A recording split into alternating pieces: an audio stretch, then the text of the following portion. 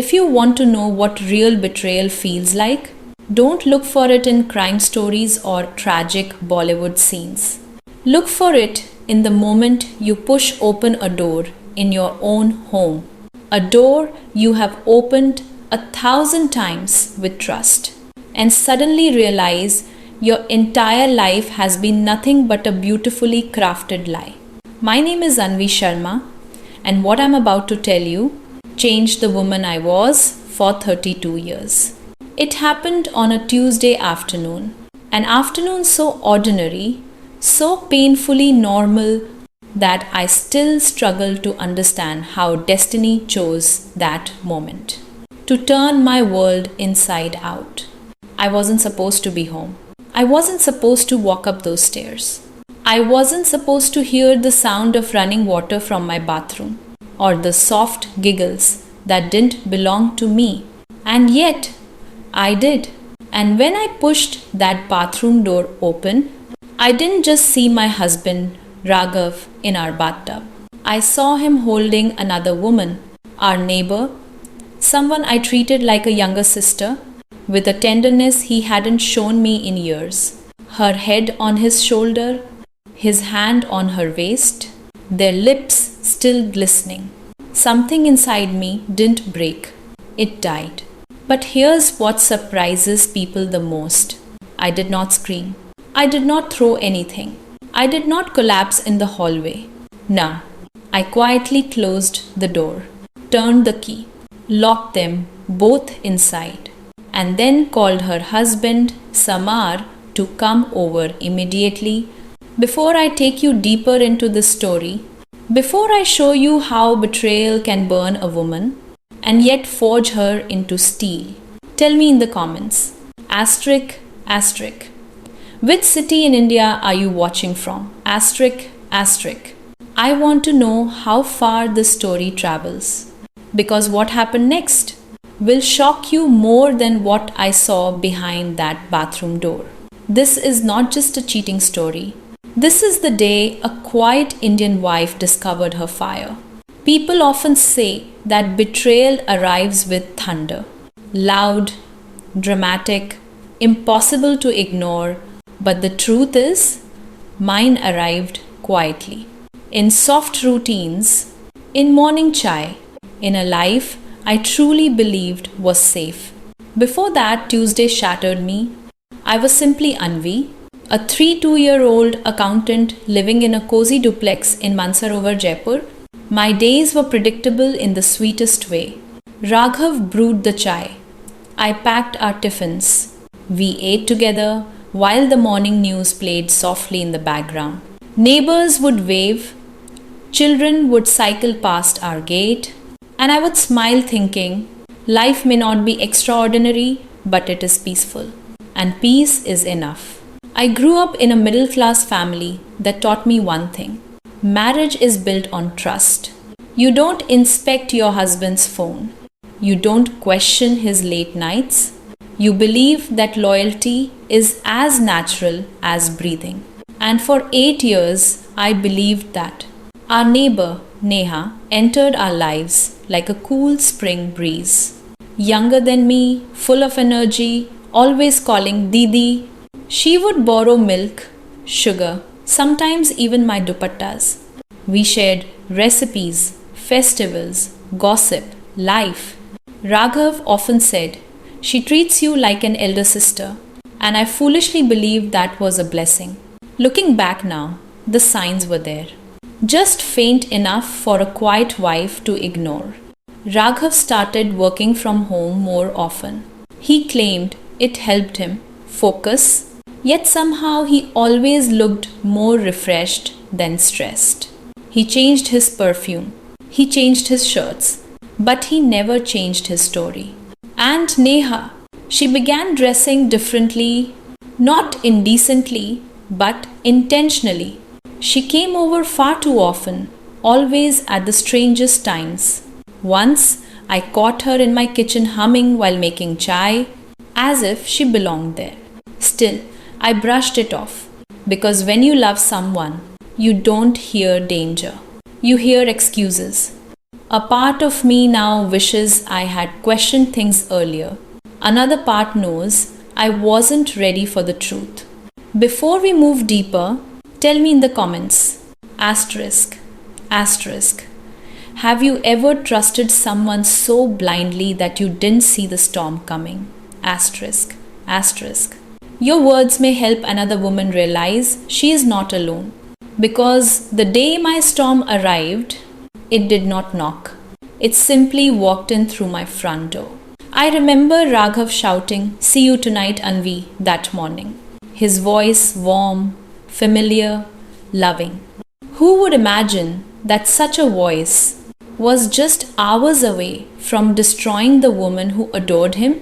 I didn't know then that the life I was protecting with so much love was already rotting from the inside. But destiny has a habit of revealing truth exactly when you least expect it. If I'm honest, the truth didn't destroy me in one day. It destroyed me slowly. In tiny moments I refused to acknowledge. In whispers, my intuition tried to speak, and I kept silencing her. Red flags don't always come like alarms. Sometimes they come like gentle taps on the shoulder.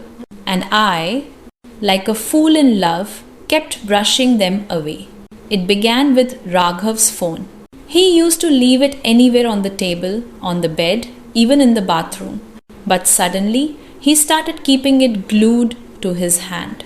Whenever I walked into the room, he would flip it face down. He even set a new password. A password I was not supposed to need, according to him. Then came the late night showers. Once in a while was fine, but Raghav began showering twice a day, sometimes thrice. And he always came out looking unusually satisfied. I remember asking him once, "Is everything okay? You seem different." He smiled, touched my cheek, and said, "Work stress, Anvi, don't overthink." The classic Indian husband escape line. And like a stereotypical Indian wife, I chose to believe him. But the universe doesn't stay silent forever. It gives hints, and Neha was the loudest hint of all. She started wearing lipstick when coming to my house, something she never did before. She began arriving exactly at 11:30 a.m., the time she knew I had already left for work. The maid told me casually one day, "Didi, Neha madam came in again. She asked for sugar but stayed long time." I laughed it off. I didn't want to doubt my own people. Doubt feels like poison, and I chose denial instead. But then came the moment I can never forget. One evening, I returned home early due to a power cut at the office. As I walked in, I heard a soft melody coming from the kitchen. Neha's voice. She was humming while making chai in Times My Times kitchen, using Times My Times utensils as if she lived there. Raghav stood nearby, leaning against the counter, smiling at something she had just said, the kind of smile he no longer offered me. When they saw me, both jumped slightly, too slightly, like students caught whispering in class. "Oh Didi, I was just making chai for Raghav Bhaiya," she chirped, her cheeks pink. Something twisted in my stomach, but my mind, my foolish, trusting mind, told me to let it go. "Don't be insecure," I whispered to myself. She's like family, but family does not stand too close. Family does not lower their voice when you enter. Family does not smell like your husband's new perfume. Tell me something. Asterisk, asterisk. Have you ever ignored a warning sign because your heart wasn't ready to hear the truth? Asterisk, asterisk. Comment below. Your honesty might give strength to another woman who is fighting her own silence. Because my silence was about to explode. I didn't know it then. But those tiny red flags were leading me straight into the darkest day of my marriage. They say Destiny whispers before it shouts. On the day everything fell apart, destiny didn't whisper. It grabbed me by the shoulders and dragged me back home. It was a Tuesday afternoon, hot and dusty, the kind of Jaipur heat that makes the air wobble above the roads. I was halfway to my office when I realized I had forgotten an important contract on my study table. Annoyed but calm, I turned the scooter around, thinking I would be back at work within 30 minutes. If only I knew. Those 30 minutes would rewrite my entire life. As I approached our lane, something felt wrong. A tightness in my chest, a heaviness in the air, a strange silence I couldn't explain. And then I saw it. Neha's white Activa parked directly in front of my gate. Not her house, not the usual roadside spot. My gate. For a moment, my mind scrambled to make excuses for them. Maybe she needed something urgently. Maybe she was borrowing sugar again. Maybe Raghav was helping her fix something. But sugar doesn't take hours, and married men don't fix things behind locked doors. Still, the faithful wife inside me clung to hope. I unlocked the main door. No sound came from inside. Our living room was spotless, cushions perfectly arranged, the kind of neatness that felt staged. No TV, no footsteps, no chai boiling on the stove. Just silence thick enough to choke me. Raghav, I called. My voice sounded foreign. No reply. I walked slowly through the house.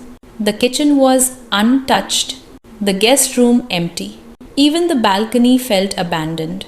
Then the faintest sound reached me, the unmistakable rush of running water from the master bathroom upstairs. My heart stuttered. I climbed the stairs one step at a time, each step heavier than the last, each breath sharper than the previous. At the top of the stairs, I noticed something chilling. 2 pairs of shoes placed neatly beside the bedroom door. Raghav's sneakers and Neha's sandals. My blood turned cold. I wanted to run. I wanted to pretend I had never come home. I wanted to erase what my instincts already knew. But instincts don't lie. As I approached the bathroom, I heard it. Soft whispers, breathy giggles, the sound of intimacy that did not belong in my married home. My hand trembled as I touched the doorknob. Every part of me screamed, "Don't open it, Anvi. Your life will never be the same." But truth has a way of demanding to be seen.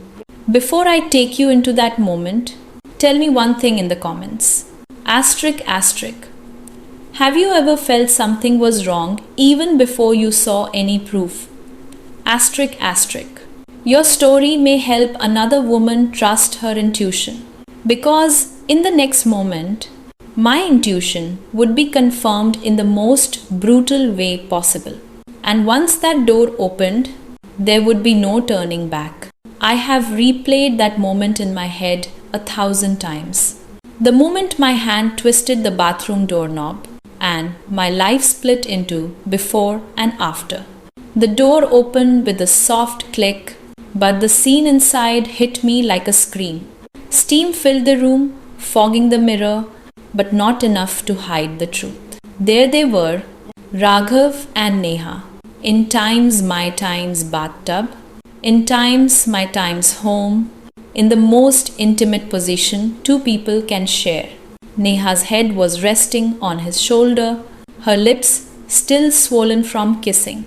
Raghav's hands were on her waist, pulling her closer as the warm water dripped down their skin.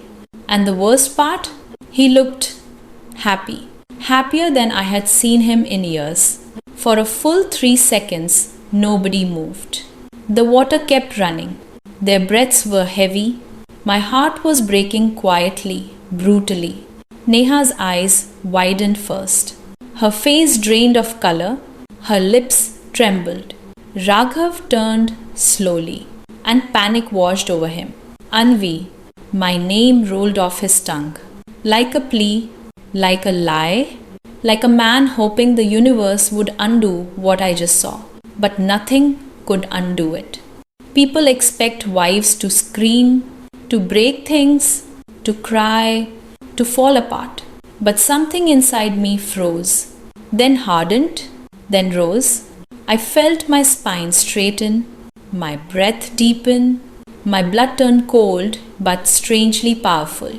A version of Anvi died in that moment, and another woman took her place.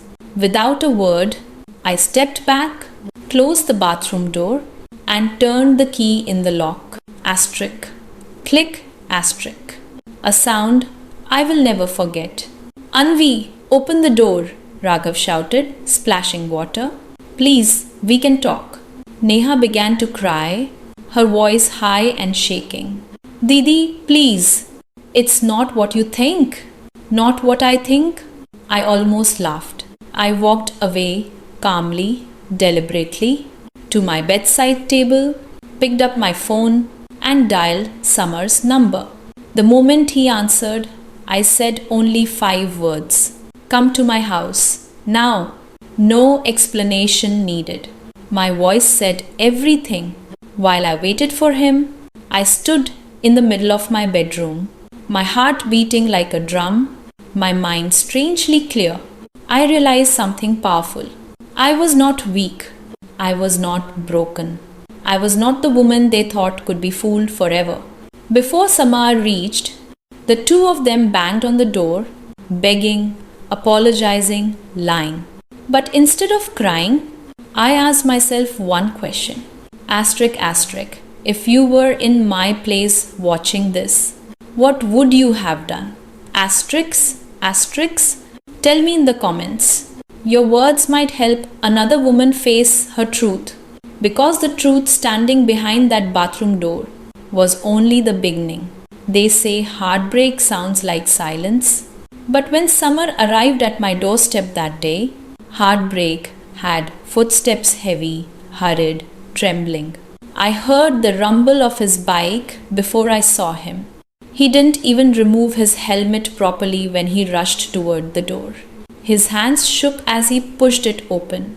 His voice tight with fear. Anvi, what happened? Why did you sound like that on the phone? I didn't answer. I simply looked at him. A look that said everything words could not.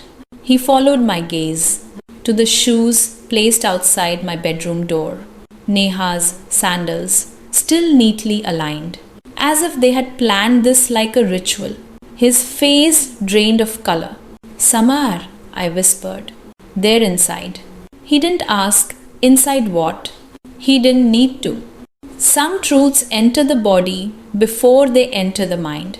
He stepped forward like a man walking toward a cliff he already knew he must fall from. And when he reached the locked bathroom door, he pressed his palm against it. A gesture so heartbreakingly gentle that for a moment I forgot my own pain. Neha, his voice cracked. Are you in there? Inside? Everything went silent. Then came the panic. Samar, it's not what you think, Neha shouted, desperation dripping from every syllable. Please, listen to me. Raghav spoke next, voice tense, trying to be commanding even in shame. Samar, bhai, let's talk like mature men. Don't react emotionally. I almost laughed at the irony. Two people caught naked in a bathtub, telling the world to stay calm. Samar looked at me, and in his eyes I saw something I didn't expect. Not rage, not violence, just heartbreak. Pure, raw, unfiltered heartbreak. Anvi, how long have you known? He asked softly. 15 minutes, I said. Long enough to recognize betrayal, short enough to still feel the shock. He took a deep breath. A breath that sounded like it was tearing him apart from the inside. I thought she loved me, he whispered. I thought we had a future, our kids, our plans. Hearing a man break is a different kind of pain. It doesn't shatter loudly. It collapses inward like a house losing its foundation. Inside the bathroom, Neha's tears grew louder. Please, Samar, open the door. I swear it was a mistake. I swear on our children. Don't, Samar snapped quietly, almost too quietly. Don't use their names to wash your sin. Raghav started speaking again, as if still hoping to take control of the situation. Anvi, Samar, open the door. For God's sake, let's talk outside. We can sort this out. Sort? I repeated, staring at the wooden door like it was a gravestone. What exactly do you want to sort, Raghav? Whose house you'll betray next? Whose trust you'll use as a mattress? Silence fell again. Not the silence of guilt, the silence of exposure. Of two people realizing their lies had finally run out of space to hide. Samar slowly sat down on the edge of the bed, burying his face in his hands. For a long moment, we stayed like that.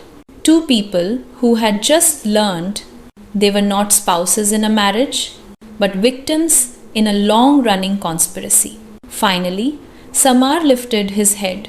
His voice was calm, but his eyes had turned into steel.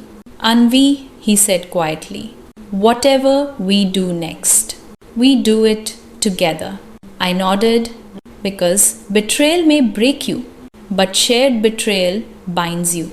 Before I take you to the moment we finally opened that door and faced the two people who destroyed our lives, tell me honestly, asterisk, if your partner betrayed you with someone you trusted, would you confront them or walk away forever?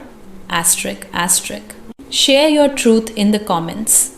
Your voice might be the strength another person desperately needs. Because the moment that door opened, everything changed. When the moment finally came to open the bathroom door, the air in the bedroom grew so tense. It felt like even the walls were holding their breath. Samar stood beside me, shoulders stiff, eyes hollow, hands clenched. I could feel his heartbreak radiating through the room. But there was something else beneath it, a cold, controlled determination. I held the key between my fingers. It felt heavier than metal. It felt like the weight of my entire marriage. Ready? I whispered. No, he said honestly. But there's no choice. I nodded, turned the key, and the lock clicked open. The door didn't fly open dramatically.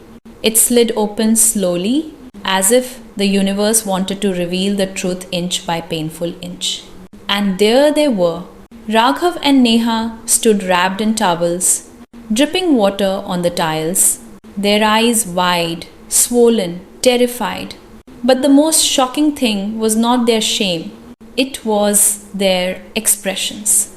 They looked like time's victims asterisk, who had been unfairly caught. Neha stepped forward first, her voice trembling. Didi, I swear this was a mistake. Stop, Samar said, raising his hand. A single word, yet it silenced her completely. Raghav tried next, voice breaking, but still searching for control. Anvi, please listen to me. I know what you saw, but there's a lot you don't understand. Oh, trust me, I replied. There's nothing left I want to understand. His shoulders dropped. For the first time since I had known him, Raghav looked truly powerless. Neha reached out towards Samar, but he stepped back like her touch was fire.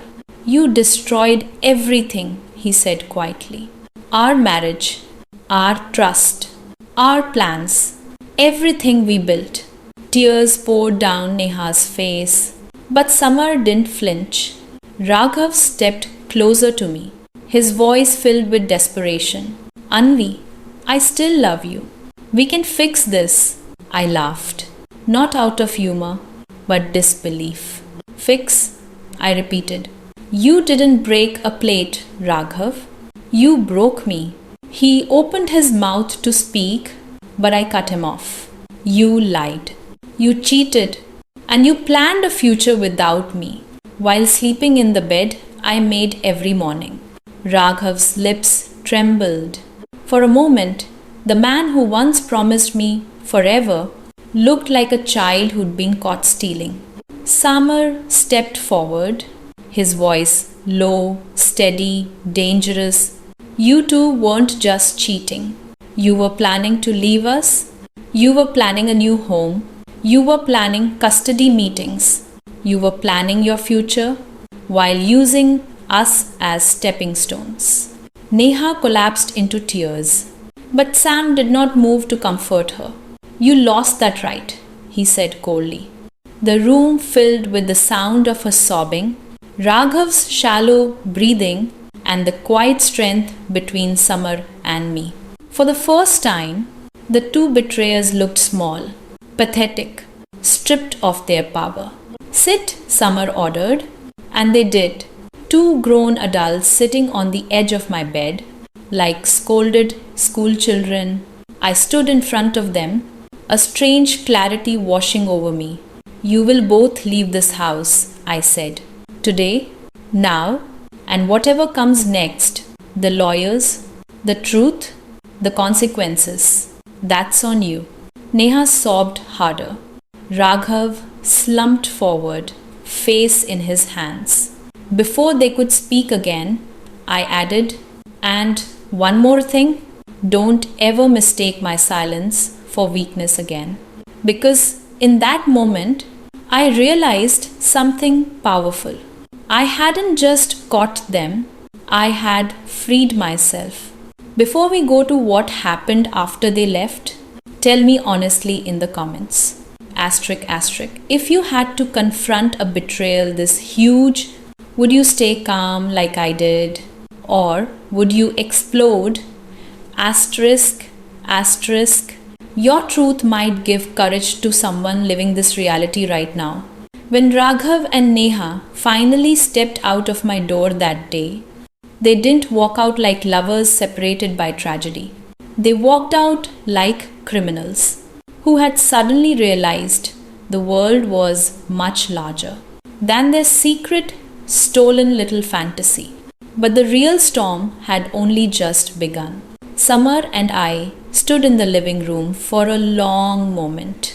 The house felt heavier, as if every wall had absorbed the lies we never saw coming. He finally broke the silence. What now? He asked. His voice wasn't angry. It was exhausted, stripped bare. Now, I said slowly, we bring truth into daylight. They destroyed our lives in the dark. Let's show them what light looks like. The first call I made was to my lawyer. Not just any lawyer, one of the best matrimonial attorneys in Jaipur, a woman fierce enough to take down an empire if you handed her the right evidence. When I told her what happened and that Samar was sitting beside me with proof of Neha's betrayal, she didn't even try to hide her excitement. Anvi, she said, this isn't just adultery. This is conspiracy. Asset manipulation, custody planning, premeditated desertion. You have a gold mine for divorce court. I glanced at Samar, who let out a humorless laugh. If this is gold, it feels like poison. Next, Samar called his own lawyer, and from his tone alone, I could tell his lawyer was just as eager to take the case. Two marriages falling apart simultaneously is not just a scandal, it is paperwork heaven for lawyers. After that came the harder calls. Samar called Neha's mother. I didn't hear the beginning of the conversation, but I heard the end. A mother's wail that cracked through the phone like thunder. My daughter, my Neha, she did this? How will I face anyone now? The shame in her voice felt almost unbearable. But truth doesn't care who it hurts. Once unleashed, it spreads like wildfire. My turn came next. I dialed Raghav's boss. The man picked up cheerfully. Anvi beta, how are you? Everything fine? For a moment, I wanted to lie. pretend everything was normal. But normal died in my bathroom. Sir, I said softly, Raghav won't be coming back to work. And I thought you should know, those doctor appointments he's been taking, they weren't medical. There was a pause, a long, understanding pause. Then, send me everything. This is a violation of company ethics and time theft. We will deal with him legally. Somewhere inside me, a small voice whispered, asterisk, good, let consequences find him, asterisk. But the calls didn't end there. I called my parents. My mother cried. My father didn't speak for a whole minute. Then he simply said, come home if you need to, Beta. You are not alone. Samar called his children's school to prepare paperwork in case custody battles began. Every call we made was another ripple of destruction, headed straight for the two people who had destroyed the calm seas of our lives. While we were working through the chaos, Raghav kept calling, over and over and over. 17 missed calls, 11 voice messages, dozens of texts. Anvi, please talk to me. Let's fix this. You're overreacting. It was a mistake. I love you. I need you. Strange how men only say, I need you after losing the right to have you. Neha texted Samar too. Paragraphs of apologies, voice notes of crying, and one desperate line, you can't leave me. We have built so much together. But what she built was a sandcastle made of lies, and the tide of truth had finally washed it away. As Samar and I reviewed screenshots, forwarded messages, downloaded voice notes, I realized something powerful. Betrayal destroys trust, but it also reveals truth. Truth about them, truth about us, truth about who we become when the world we built burns down. Before I take you to the night that changed everything, the night Raghav returned for one last attempt to win back what he had destroyed. Tell me honestly, asterisk, asterisk, do you believe cheaters deserve a second chance? Or should betrayal end everything immediately? Asterisk, asterisk. Your voice might give clarity to someone watching this with tears in her eyes right now. That night was strangely quiet. After everything, the betrayal, the confessions, the calls, the lawyers, the tears of our families, I thought my heart would be raging inside my chest. But instead, there was peace. A heavy, steady silence that felt like the universe wrapping a shawl around my shoulders and saying, rest now, the worst has already happened. I brewed myself chai, something warm to anchor me, and sat near the window where the moon spilled silver across the floor. For the first time in years, I felt a strange sense of ownership over my home. It no longer felt like our house. It felt like time's mine, asterisk. But peace never lasts long when a man like Raghav is involved. Around 10:47 p.m., there was a knock on my door. Not a polite knock, a desperate one, a frantic one. 3 knocks, pause. 2 more, a shaky rhythm of guilt. I didn't move. I wanted silence to answer him. Then, Anvi, please open the door. His voice cracked.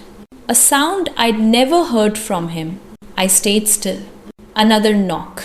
Harder. Anvi, I know you're inside. Please, let me talk. Please. The trembling in his tone told me he wasn't here for love. He was here because his world was collapsing. Jobs, reputation, family, money, everything slipping away. That's when men suddenly loved their wives again. I walked calmly to the door but didn't open it. What do you want? Raghav? I asked through the wood. He let out a breath of relief. Thank God. Anvi, please listen. I messed up, okay? I made a mistake, but we can. No, I cut in. You made times a choice asterisk. Repeatedly, for months. Silence. Then he tried again, voice thick with tears. Anvi, I don't love her. It was a temporary thing, a phase. You're the one I want. You're my wife. Wife. A word he had spit on without hesitation. I unlocked the door just enough to open it a few inches, a boundary he couldn't cross. He stood there in the dark hallway, hair messy, face pale, eyes swollen from crying or from fear. I couldn't tell, maybe both. Anvi, please don't destroy everything, he whispered. I folded my arms. I'm not destroying anything, Raghav. You already did that. He shook his head violently. No, this can't be happening. 8 years, Anvi. 8 years together. You can't throw that away. I stared straight into his eyes. You threw it away the moment you let another woman into my bathtub. His face twisted with shame. He tried stepping forward, but I blocked the doorway with my hand. Don't, I said firmly. You don't live here anymore. Anvi, please listen.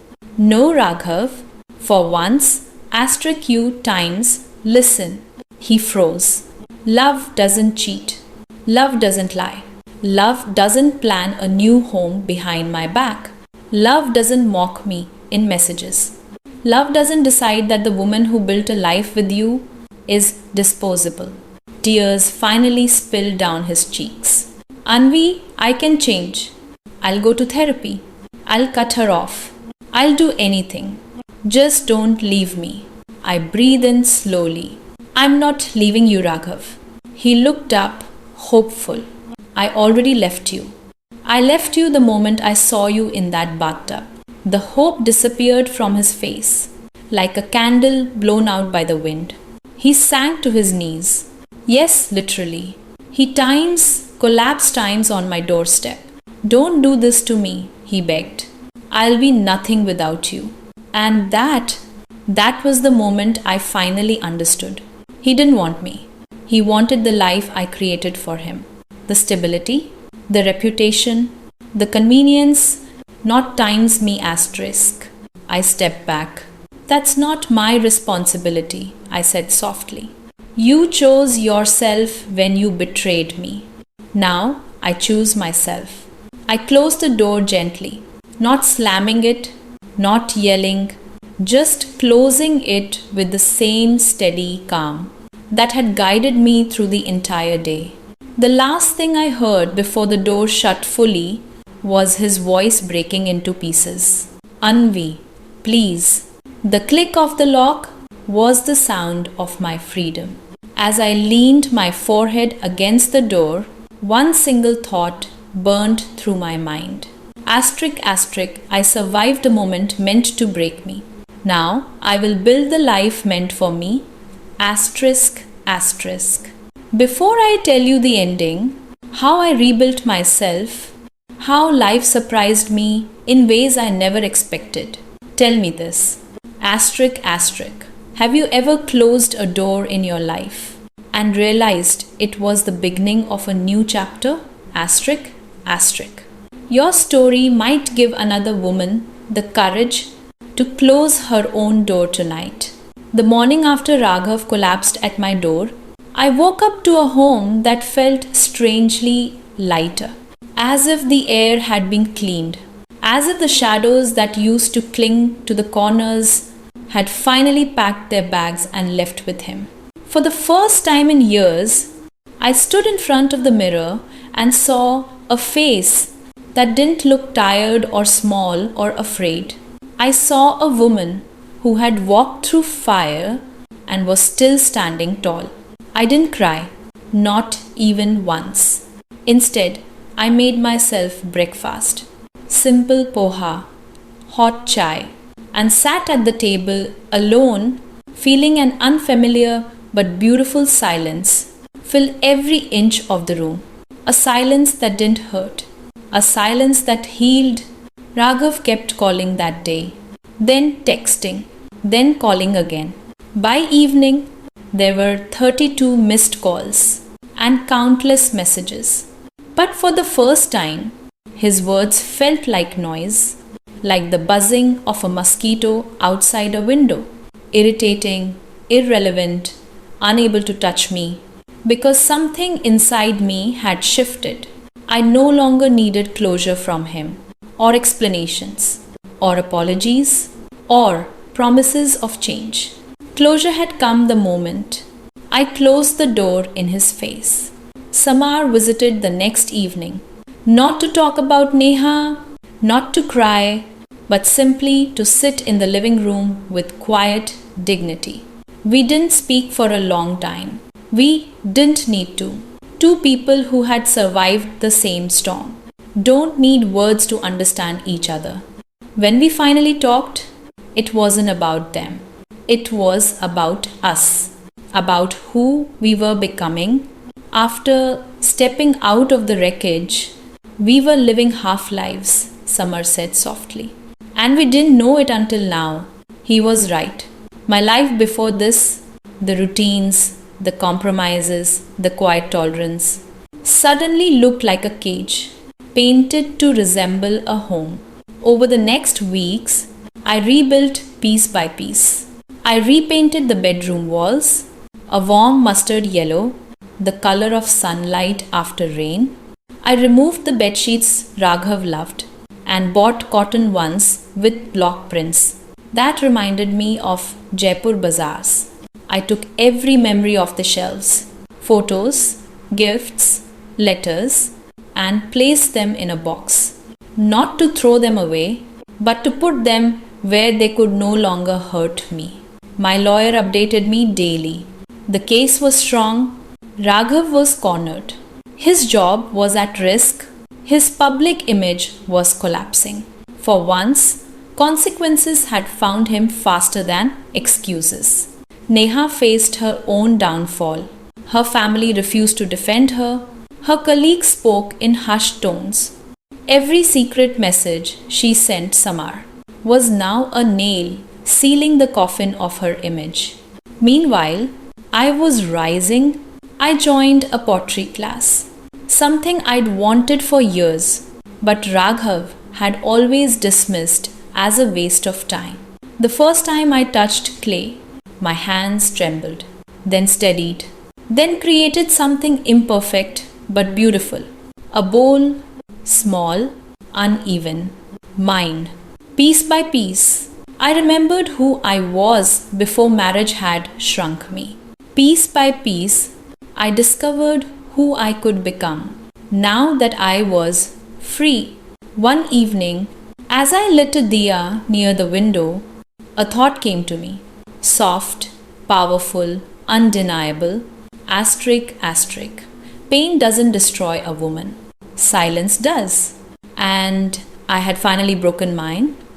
Asterisk, asterisk. Days turned into weeks. Weeks into months.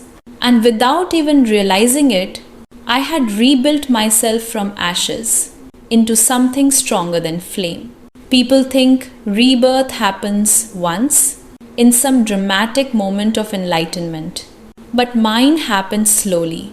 In every chai I made for myself, in every morning I woke up without fear, in every laugh I allowed myself to feel again.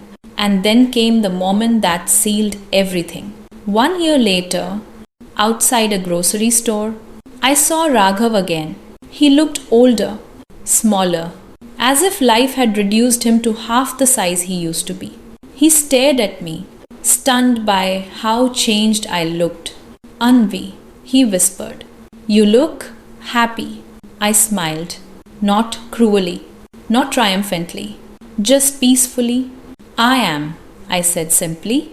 In that moment, I realized I had won something greater than any divorce settlement. I had won times myself times back. And before you hear the final ending, before I tell you what my life looks like today, I want to know, asterisk, asterisk, What does healing mean to you? A new beginning? A quiet morning? A closed door? Asterisk, asterisk. Share it in the comments. Your words might be the beginning of someone else's healing.